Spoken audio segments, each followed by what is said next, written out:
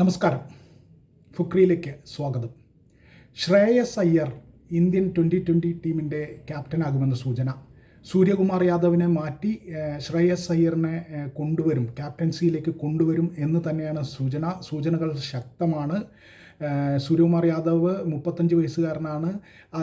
ഭാവിയിൽ 2020 ക്രിക്കറ്റിൽ വലിയ നിലയിൽ മുന്നോട്ട് പോകാൻ കഴിയാത്ത ഒരു നിലയിലുള്ള ഒരു ബാറ്ററാണ്.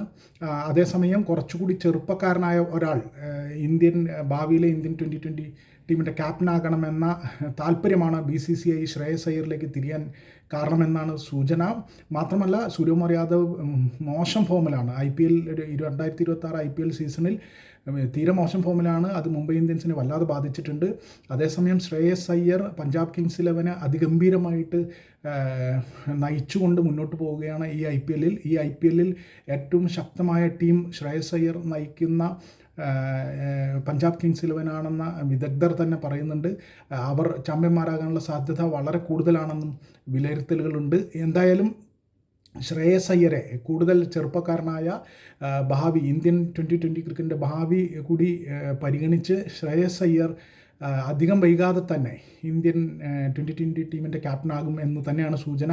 2024 IPL കൊൽക്കത്ത നൈറ്റ് റൈഡേഴ്സിനെ ചാമ്പ്യന്മാരാക്കിയത് ശ്രേയസ് അയ്യറുടെ നായകത്വമായിരുന്നു. പിന്നീട് 2025 പഞ്ചാബ് കിങ്സ് 11 ഫൈനലിലേക്ക് നയിച്ചതും IPL ഫൈനലിലേക്ക് നയിച്ചതും ഈ ശ്രേയസ് അയ്യർ തന്നെയാണ്. ഈ വർഷം തുടർച്ചയായി മൂന്നാം വർഷവും അദ്ദേഹം മികച്ച ഫോമിലും മികച്ച നിലയിലുമാണ് പഞ്ചാബ് കിങ്സ് 11 മുന്നോട്ട് നയിക്കുന്നത്. അദ്ദേഹത്തിൻ്റെ നായക എന്ന നിലയിലുള്ള മിടുക്ക്, മാത്രമല്ല തന്ത്രങ്ങൾ, ഒരു ക്യാപ്റ്റന് വേണ്ട ഏറ്റവും പ്രധാനപ്പെട്ട തന്ത്രങ്ങൾ ഏറ്റവും നന്നായി വശമുള്ള ഒരാളാണ് ശ്രേയസ് അയ്യർ. അതിനു പുറമെ സമ്മർദ്ദഘട്ടങ്ങളിൽ ഏറ്റവും നന്നായി ടീമിനെ നയിക്കുന്നയാൾ, സമ്മർദ്ദഘട്ടങ്ങളിൽ പതറാതെ ഏറ്റവും നന്നായി തന്ത്രങ്ങൾ മെനഞ്ഞ് എതിർ ടീമിനെ മുൾമുനയിൽ നിർത്തുന്ന ക്യാപ്റ്റൻ എന്ന പ്രത്യേകതയും ശ്രേയസ് അയ്യറിനുണ്ട്. ഈ പ്രത്യേകതകളെല്ലാം തന്നെയാണ് സൂര്യകുമാർ യാദവിൻ്റെ പിൻഗാമിയായി ഇന്ത്യൻ 2020 ടീമിൻ്റെ ക്യാപ്റ്റനായി ശ്രേയസ് അയ്യരെ കൊണ്ടുവരാൻ BCCI ആലോചിക്കുന്നതിൻ്റെ പ്രധാനപ്പെട്ട കാരണം. എന്തായാലും കുറേ കൂടി ചെറുപ്പത്തിലേക്ക് പോകേണ്ടതുണ്ട്, ഇന്ത്യൻ 2020 ടീമിൻ്റെ ഭാവി പരിഗണിക്കേണ്ടതുണ്ട് എന്ന് തന്നെയാണ് BCCI കരുതുന്നത്. 2028 2020 ലോകകപ്പും ഒളിമ്പിക്സിൽ വീണ്ടും ക്രിക്കറ്റ് തിരിച്ചു വരികയാണ്. ഈ രണ്ട് പ്രധാനപ്പെട്ട മത്സരവേദികൾ ഉണ്ടാവുകയാണ്. ഇവിടേക്ക് വരുമ്പോൾ ഇന്ത്യക്ക് ഒരു കുറച്ചുകൂടി ചെറുപ്പമുള്ള ഒരു ക്യാപ്റ്റൻ വേണം, മികച്ച ക്യാപ്റ്റൻ വേണം എന്ന തോന്നലുണ്ട്.